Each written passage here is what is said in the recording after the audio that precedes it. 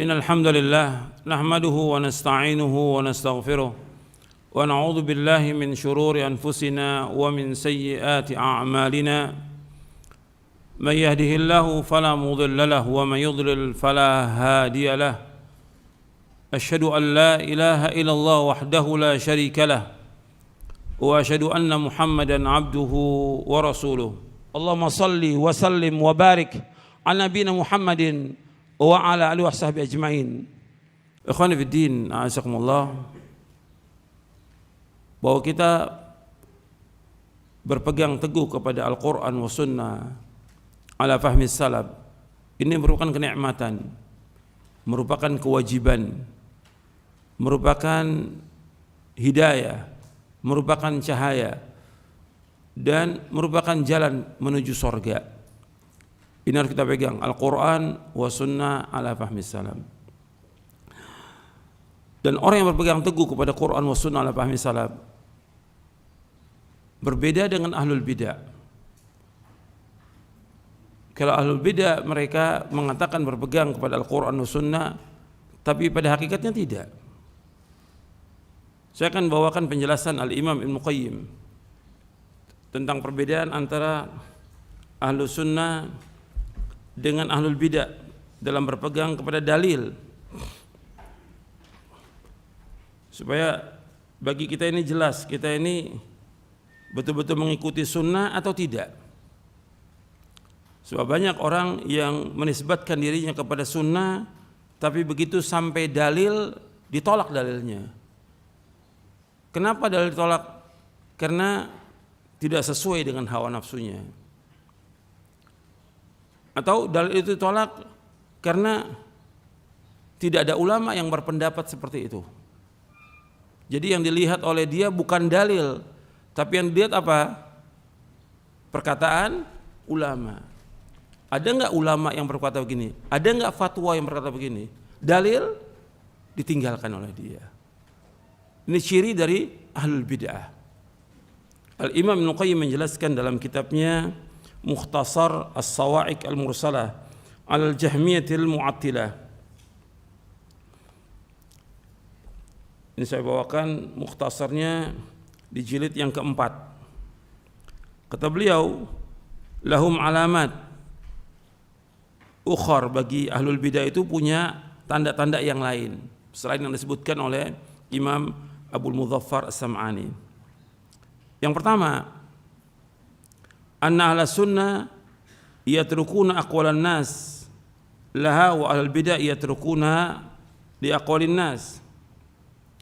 Yang pertama, ahlu sunnah meninggalkan perkataan manusia karena mengikuti sunnah. Perhatikan, ahlu sunnah meninggalkan perkataan manusia karena mengikuti sunnah. Sedangkan ahlul bid'ah meninggalkan sunnah karena perkataan manusia. Perhatikan, kata beliau, di antara ciri-ciri yang lain dari ahlul bid'ah, ahlu sunnah meninggalkan perkataan manusia karena mengikuti sunnah. Sedangkan ahlul bid'ah meninggalkan sunnah karena perkataan manusia. Yang kedua, wa minha anna ahla sunnah ya'riduna aqwalan nasi 'alaiha fama wafaqaha qabiluhu wa ma khalafaha tarahuhu wa ahlul bid'ah ya'ridunaha 'ala ara'ir rijal fama wafaqa ara'aha minha qabilu wa ma khalafaha tarakuhu wa ta'awwalu. Ahlu sunnah menimbang perkataan manusia dengan sunnah. Perhatikan, ahlu sunnah menimbang perkataan manusia dengan sunnah. Apa saja dari perkataan tersebut yang sesuai dengan sunnah, maka mereka terima. Dan apa saja yang menyelisih sunnah, mereka buang. Sedangkan ahlul bid'ah, mereka menimbang sunnah dengan pendapat manusia. Sedangkan ahlul bid'ah, mereka menimbang sunnah dengan pendapat manusia. Apa saja dari sunnah yang sesuai dengan pendapat mereka, maka mereka terima.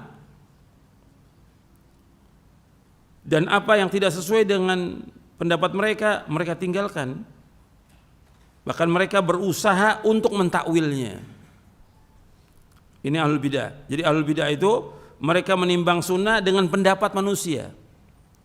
Apa saja dari sunnah yang sesuai dengan pendapat mereka, mereka terima. Dan apa saja yang tidak sesuai, mereka tinggalkan dan mereka berusaha untuk mentakwilnya. Kemudian kata beliau lagi, rahimahullah, kata Imam Ibnu Qayyim rahimahullah, kata beliau, wa minha, yang ketiga, anna ahla sunnati yad'una 'inda tanazu' ila tahakumi ilaiha duna ara'ir rijali wa 'uquliha, wa ahlal bid'ah yad'una 'inda tanazu'i ila tahakumi ila ara'ir rijal wa ma'qulatihim. Yang ketiga, Ahlussunnah mengajak manusia ketika berselisih untuk berhukum kepada sunnah bukan kepada pendapat ulama dan akal mereka. Saya ulangi, Ahlussunnah mengajak manusia ketika berselisih untuk berhukum kepada sunnah bukan kepada pendapat ulama dan akal mereka. Sedangkan ahlul bid'ah mengajak manusia ketika berselisih untuk berhukum kepada pendapat ulama dan akal mereka. Perhatikan, kalau ahlul bid'ah mengajak manusia ketika berselisih untuk berhukum kepada pendapat ulama dan akal manusia.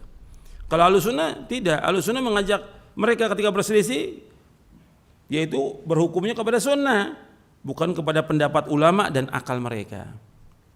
Dasarnya apa?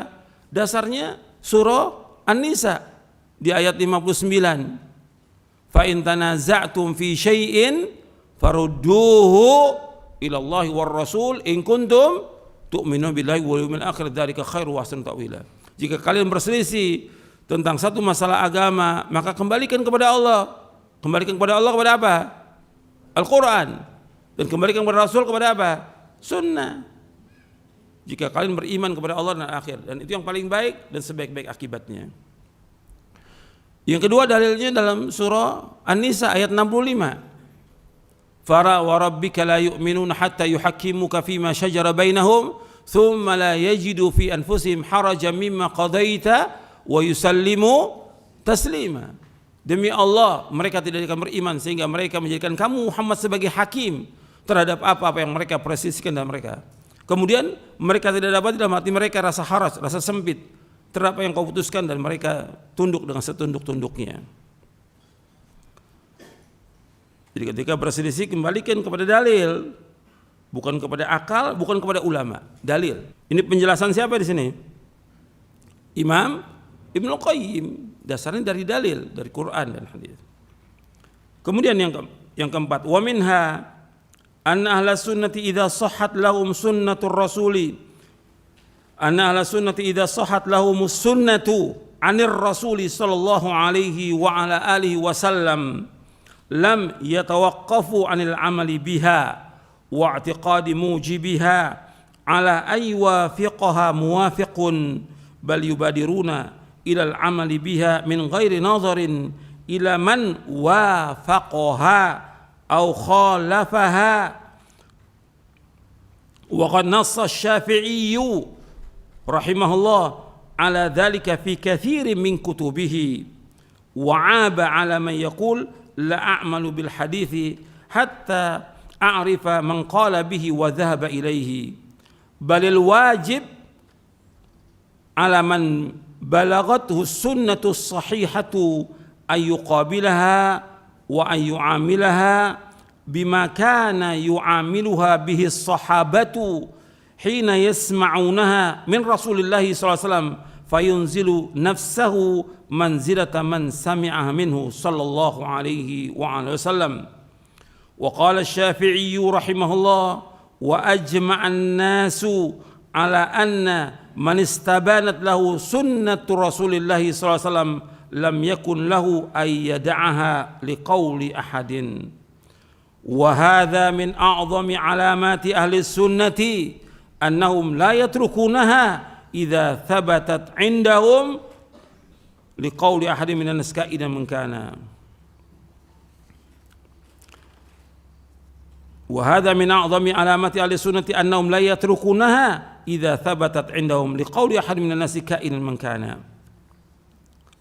Yang keempat, ahlu sunnah apabila telah sahih satu sunnah dari Rasulullah sallallahu alaihi wasallam, maka mereka tidak lantas berdiam diri dari mengamalkannya dan meyakininya sampai ada orang yang setuju dengan mereka.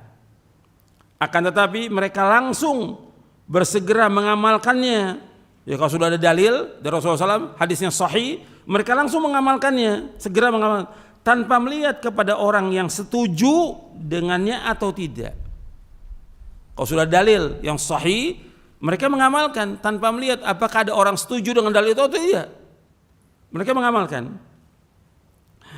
Imam Syafi'i rahimahullah telah mengatakan hal demikian dalam banyak kitabnya.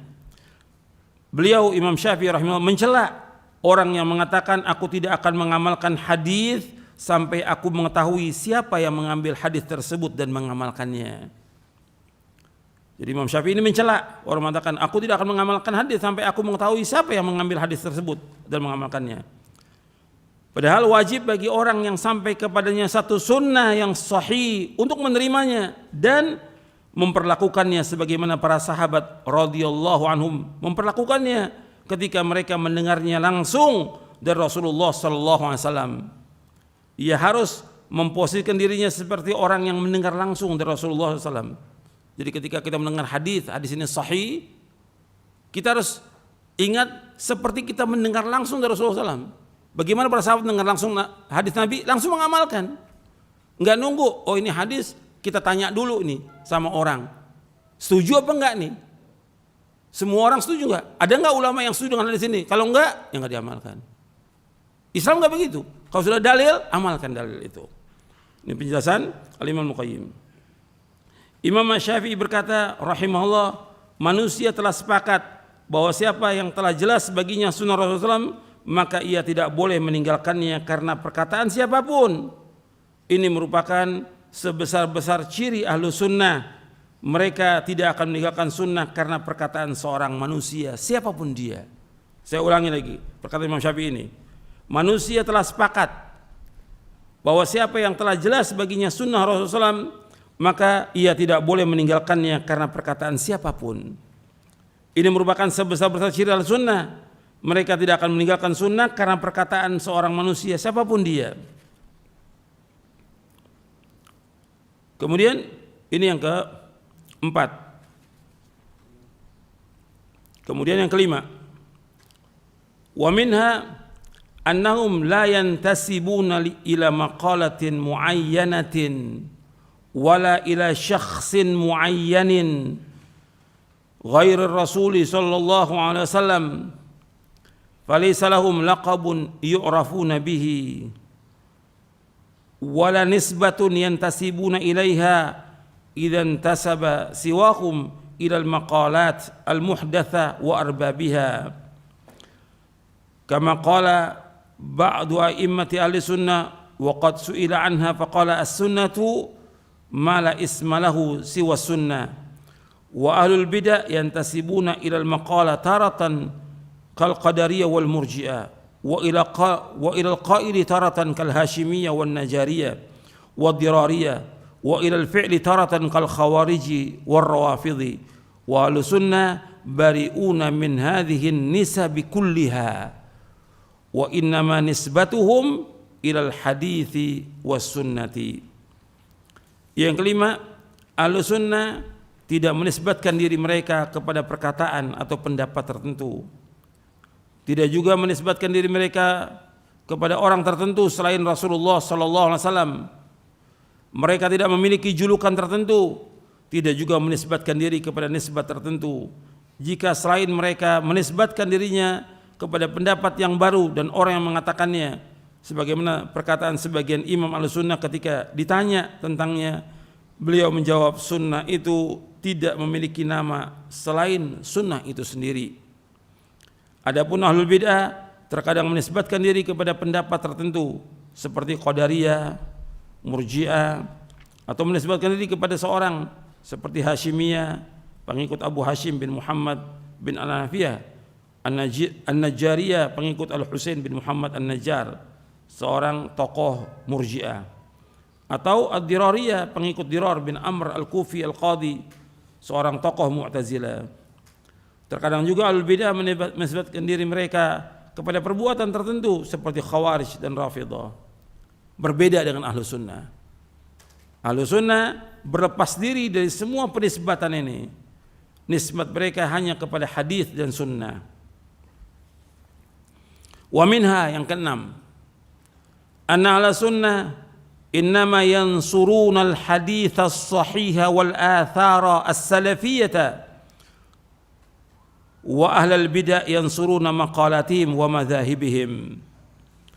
Yang keenam, ahlu sunnah hanya membela hadis yang sahih dan athar-athar salafus saleh, sedangkan ahlul bidah mereka membela pendapat-pendapat dan juga mazhab mereka.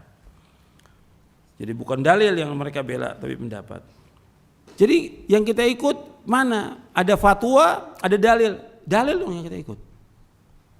Meskipun sendiri yang berpendapat ini, yang ikut dalil. Kan Ibnu Qayyim sudah menjelaskan. Bahkan Ibnu Qayyim menyebutkan lagi bahwa orang yang berpegang dengan dalil meskipun dia sendiri, dia tidak syadz. Justru yang syadz, yang ganjil, yang menyimpang dari Quran dan Sunnah. Dalam kitabnya Al-Furusiyah Ibnu Qayyim menjelaskan. Jadi ini harus kita antum thalibul ilm harus mencari, menimbang, yang dibawakan dalil ikut dalil. Dan itu seperti itu dalam kehidupan kita. Berusaha mencari dan bertanya untuk mengikuti dalil. Kita akan selamat dunia akhirat dengan mengikuti dalil Al-Quran wa Sunnah fahmi salaf. Itu aja yang perlu saya sampaikan dan mudah-mudahan bermanfaat untuk saya dan untuk sekalian. Wassalamualaikum warahmatullahi wabarakatuh. Subhanakallahumma bihamdik asyhadu an la ilaha illa anta astaghfiruka wa atubu ilaik.